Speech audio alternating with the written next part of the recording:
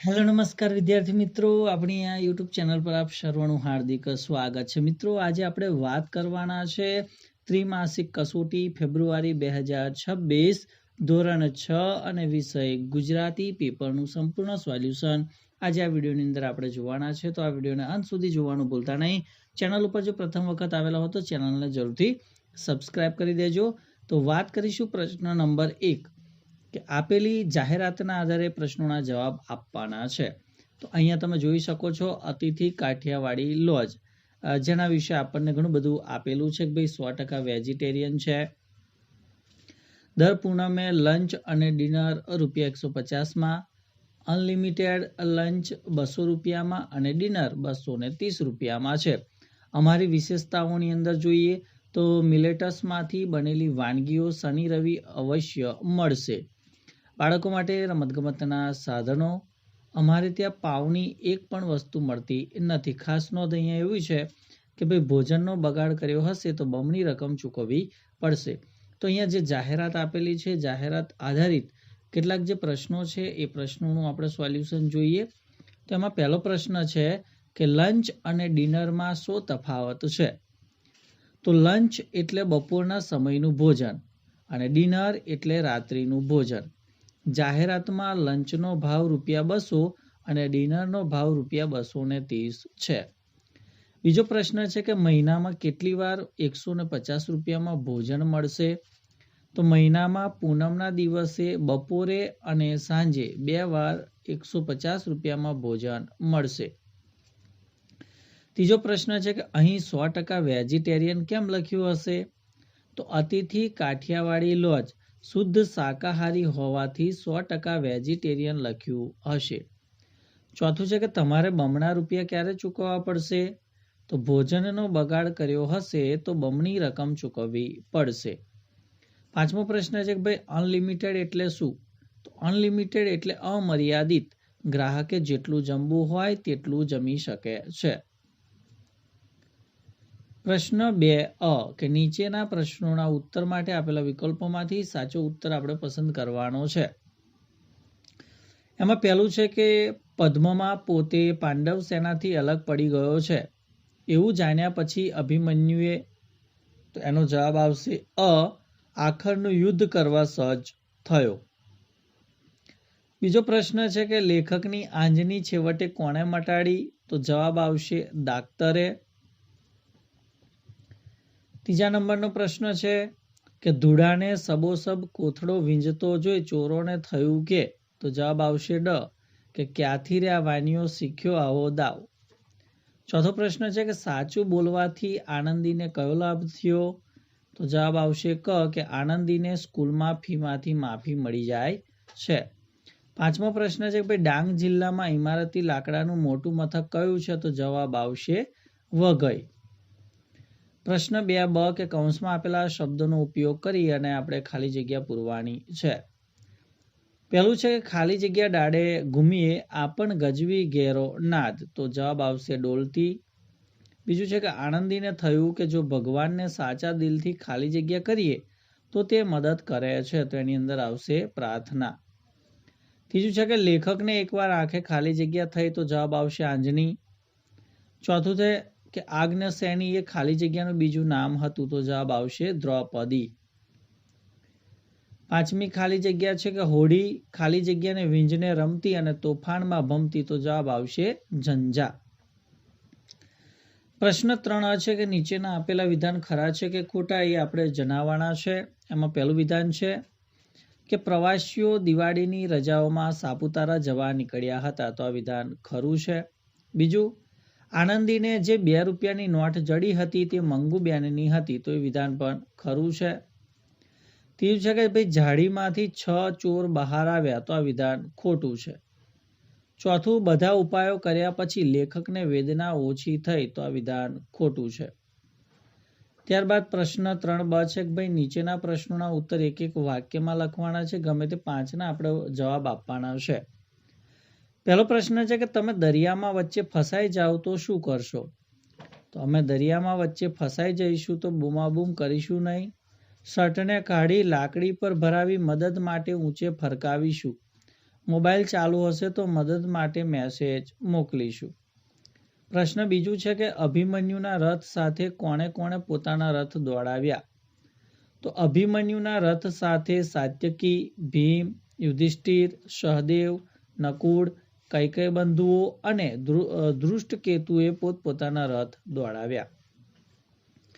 ત્રીજો પ્રશ્ન છે કે ડોશીમાનું વૈદું એટલે શું? તો ડોશીમાનું વૈદું એટલે દેશી વૈદક ઉપચાર એટલે કે ઘરગથ્થુ ઉપચાર. ઘરમાં જે મળે તે દવા તરીકે આપવાની સરળ રીત એટલે ડોશી વૈદું. પ્રશ્ન 4 છે કે ભાઈ સુમસામ રસ્તે જવાનું થાય તો શી તૈયારી કરવી પડે?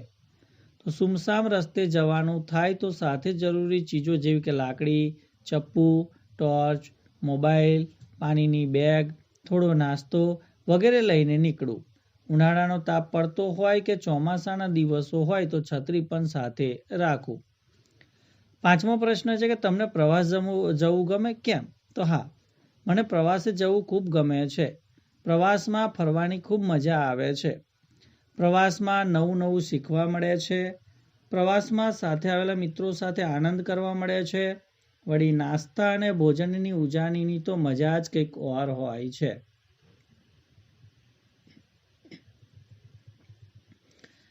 છઠ્ઠો પ્રશ્ન છે કે તમે ઘર કે શેરીમાં કઈ કઈ રમત રમો છો? તો અમે ઘર કે શેરીમાં શતરંજ, કેરમ અને ચોસર જેવી રમતો રમીએ છીએ. જ્યારે ઘરની બહાર ક્રિકેટ, ખોખો, લંગડી અને પકડદાવ જેવી રમતો રમીએ છીએ. 7મો પ્રશ્ન કે હવા ખાવાના સ્થળ એટલે કેવા સ્થળ? તો હવા ખાવાનું સ્થળ એટલે હવા ફેર માટેનું આરોગ્યપ્રદ સ્થળ જે મોટાભાગે ઊંચાઈ ઉપર પર્વતાળ વિસ્તારમાં આવેલું હોય છે. ત્યાંની આબોહવા ઠંડી અને સમઘાત હોય છે. આમ આરોગ્યપ્રદ હવા ધરાવતા સ્થળને હવા ખાવાનું સ્થળ કહે છે. ત્યારબાદ પ્રશ્ન 4 કે ભાઈ નીચેના શબ્દોની જોડણી સુધારીને લખવાની છે. અહીંયા શિબિર, હિતેચ્છુ, સિંદૂર અને તરફડિયા આ સાચી જોડણી છે. 4 ની અંદર ભાઈ સમાનાર્થી શબ્દ લખવાના છે.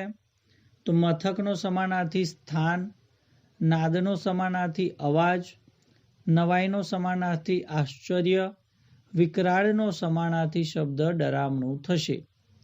ત્યારબાદ વિરોધાર્થી શબ્દ લખવાના છે. નરમનું વિરોધી કડક, કુમળું એનો વિરોધી બરછટ, ઝીણું એનો વિરોધી મોટું, પહોળું એનો વિરોધી સાંકડું થશે. ત્યારબાદ પ્રશ્ન 4 છે કે નીચેના શબ્દ સમૂહ માટે એક શબ્દ લખવાનો છે કે પવન સાથે પડતા વરસાદનો સુસવાટ તો એને ઝંઝાટ તરીકે ઓળખવામાં આવે છે. બીજું, લશ્કરી સૈનિકોને રોકાવા માટેની જગા તો એને છાવણી તરીકે ઓળખવામાં આવે છે. ત્યારબાદ નીચેના રૂઢિપ્રયોગનો અર્થ આપી વાક્યમાં પ્રયોગ કરવાનો છે કે ક્રોધ કાબૂમાં ન રહેવું તો એનો અર્થ થશે ખૂબ જ ગુસ્સો પ્રગટ કરવો. વાક્ય છે કે ક્યારેક ચોર ગુનો કબૂલ ન કરે ત્યારે પોલીસનો ક્રોધ કાબૂમાં રહેતો નથી. આગળનો પ્રશ્ન છે કે આપેલ શબ્દોને વ્યક્તિવાચક અને સમૂહવાચકમાં વિભાજન કરવાનું છે. તો અહીંયા આફ્રિકા, વંજાર, વંદના, લશ્કર, સિહોર અને સપ્તાહ આપેલો છે.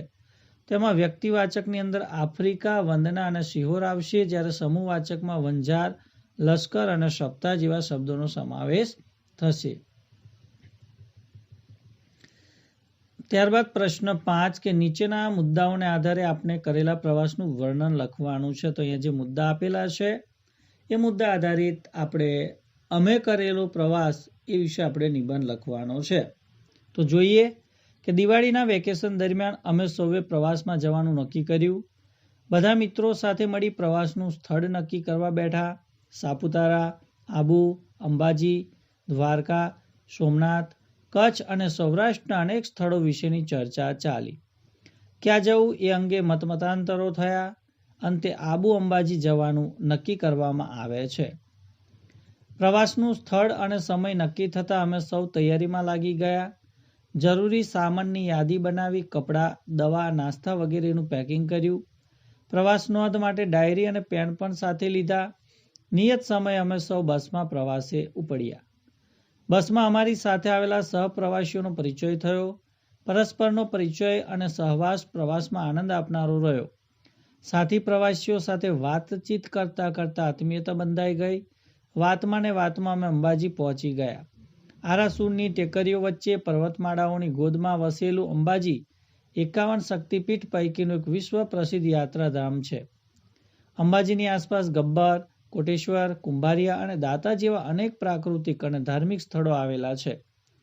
દાતા અને અંબાજી વચ્ચેનો ખીણ વિસ્તાર અનુપમ પ્રાકૃતિક સૌંદર્યનો ખજાનો છે. અંબાજી યાત્રા પૂર્ણ કરી અમે આબુ તરફ રવાના થયા. સર્પાકારે ઉપર જતી સડકો પસાર કરી અમે આબુ પર્વત પહોંચ્યા. રાજસ્થાન અને ગુજરાતની સરહદ ઉપર આવેલું પ્રાકૃતિક ધામ એટલે આબુ. આબુ પર્વત ઉપર અનેક માનવાલાયક સ્થળો આવેલા છે, જેમાં નખી લેકનો નૌકાવિહાર યાદગાર રહેશે. દિલવાડાના દેરા તેની અદ્ભુત કોતરણી માટે મને હંમેશા યાદ રહેશે. આબુ અંબાજીની યાદગાર સફર, મિત્રો સાથેનો અનુભવ જીવનનું અમૂલ્ય ભાથું બની રહેશે. અંબાજીમાં અંબેમાં અને આબુમાં અર્બુદા માતાના દર્શનની ધન્ય ઘડી અમે ક્યારેય નહીં ભૂલીએ. તો વિદ્યાર્થી મિત્રો, આ હતું ફેબ્રુઆરી મહિનાની અંદર લેવામાં આવનાર ત્રિમાસિક પરીક્ષાનું ધોરણ 6માં ગુજરાતી વિષયનું સંપૂર્ણ પેપર સોલ્યુશન આપણે નિહાળ્યું. તો વિડીયો ચોક્કસથી તમને ગમ્યો હશે તો વિડીયોને લાઈક કરી દેજો, શેર કરી દેજો અને ચેનલ ઉપર જો પ્રથમ વખત આવેલા હો તો ચેનલને સબસ્ક્રાઇબ કરી બાજુમાં આપેલ બેલને પ્રેસ કરી દેજો, જેથી આવનાર તમામ નવા વિડીયોની નોટિફિકેશન સૌપ્રથમ તમારા સુધી પહોંચતી રહે. જય હિન્દ, જય ભારત.